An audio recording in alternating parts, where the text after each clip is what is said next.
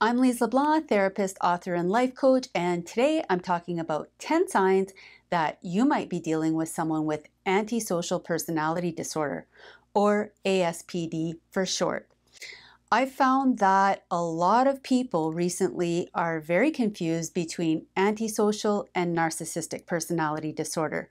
So I will also explain the key differences at the end of this video. If you're new to my channel, welcome. I post new content on Mondays, so please subscribe and hit that notification bell so you don't miss anything. The term antisocial personality disorder first appeared in 1980 in the third edition of the Diagnostic and Statistical Manual of Mental Disorders, or the DSM for short. Before this, antisocial personality disorder was labeled under psychopathy and sociopathy. People continue to use these terms interchangeably, but many professionals argue that there are clear distinctions between these disorders. Others believe that they all fall under the same continuum, with psychopathy being at the extreme end of the antisocial spectrum. Currently, though, antisocial personality disorder is the official diagnosis. And before I give you 10 signs that you might be dealing with someone with ASPD, let me quickly review the diagnostic criteria that must be met in order to qualify for this diagnosis. So first, the person must be at least 18 years old. Second, there must be evidence of a conduct disorder with onset before age 15. Third, the disorder cannot be diagnosed concurrently with bipolar or schizophrenia. With this set of criteria met, then the person also needs to have at least 3 or more of the following criteria that I'm about to list.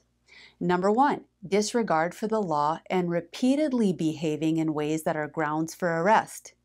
Number 2, deceitful behavior that includes lying, using aliases, and conning others for profit or pleasure. Number 3, impulsivity or failure to plan ahead. Number 4, irritability and aggressiveness as indicated by physical fights and assaults. Number 5, reckless disregard for their own safety or the safety of others. Number 6, consistent irresponsibility and repeated failure to sustain consistent work behavior or honor financial obligations. And lastly, Number 7, lack of remorse as indicated by rationalizing or being indifferent to the suffering of others. Okay, so here are 10 signs that you might be dealing with someone with antisocial personality disorder. Number 1, people with ASPD are known to be able to charm their way out of almost any situation.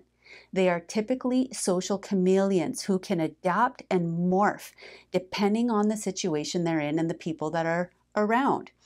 Even if they are not super intelligent in terms of IQ or academics, they tend to be superior in terms of street smarts. They are typically confident and persuasive communicators who are skilled in flattery. This makes them very good at manipulating and conning others.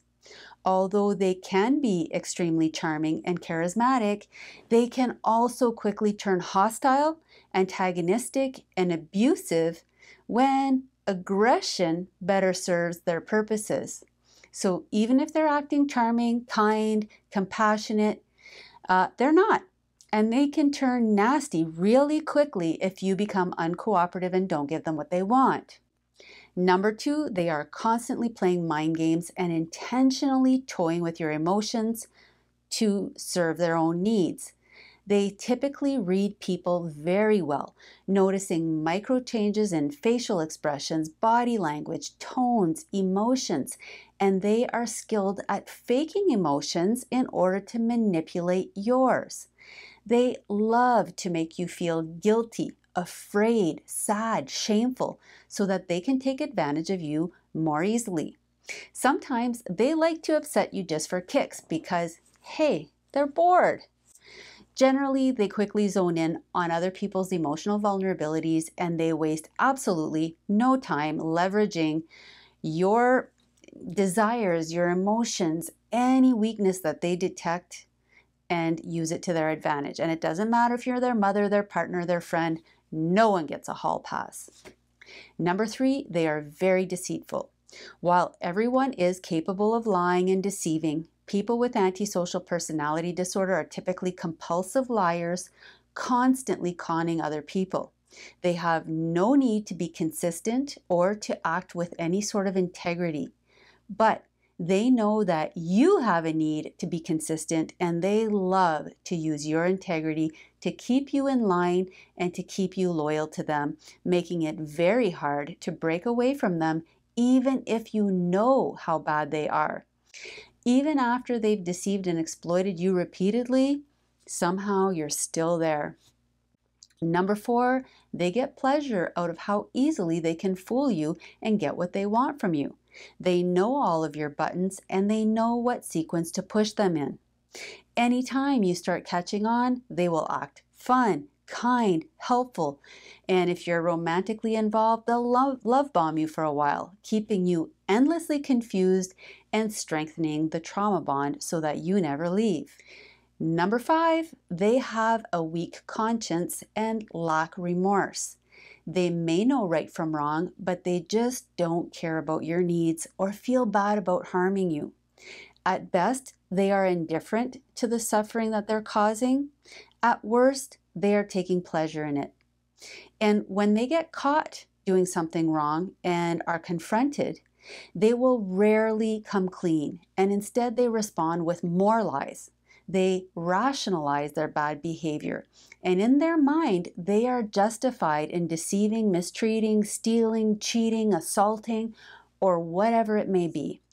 Number 6, they are incapable of true intimacy and view others as disposable objects and tools for their personal gratification and gain. Exploitation is their primary means of relating to others, and they will exert the least amount of energy to gain the maximum benefits from you. Always approaching every situation and interaction with a "what's in it for me" kind of attitude. And if you're not serving them effectively and efficiently, they will typically discard you like a defective toy. You will only be in their life as long as you are convenient and very good at meeting their needs. No matter how much you give them, they will get very frustrated if they are no longer getting exactly what they want from you when they want it. If a relationship no longer gives them access to whatever it is that they're seeking, could be sex, could be materialistic objects, it could be social advantages, they're gone. If this happens, take it as one of the greatest gifts you will ever receive.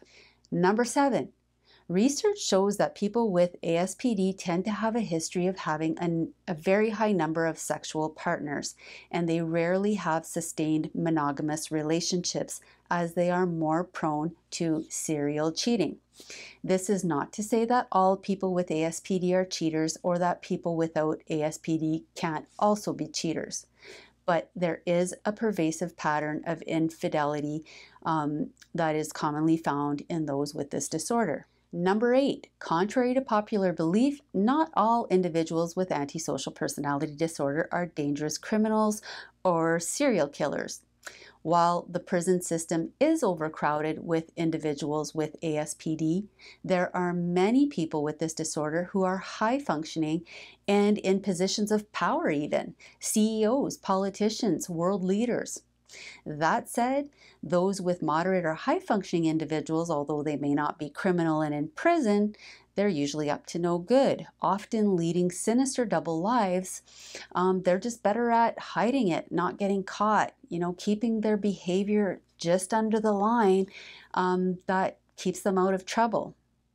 Number 9, individuals with antisocial personality disorder often qualify for a diagnosis of narcissistic personality disorder as well, but these two disorders are not the same. The key differences are that narcissists are ego-driven. They need constant admiration to inflate their fragile ego. The antisocial, on the other hand, is driven purely by self-interest, gaining pleasure, power, or profit by whatever means necessary. And yes, the narcissist is also concerned with these things, and they may exploit others.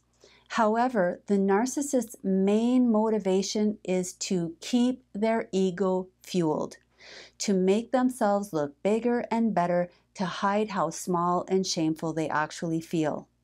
The antisocial, on the other hand, doesn't need you to build them up. They don't care what you think of them. They will blatantly violate your rights in their calculated attempts to get whatever it is that they want from you, without ever looking back. The narcissist, on the other hand, is way more concerned with using you as ego fuel.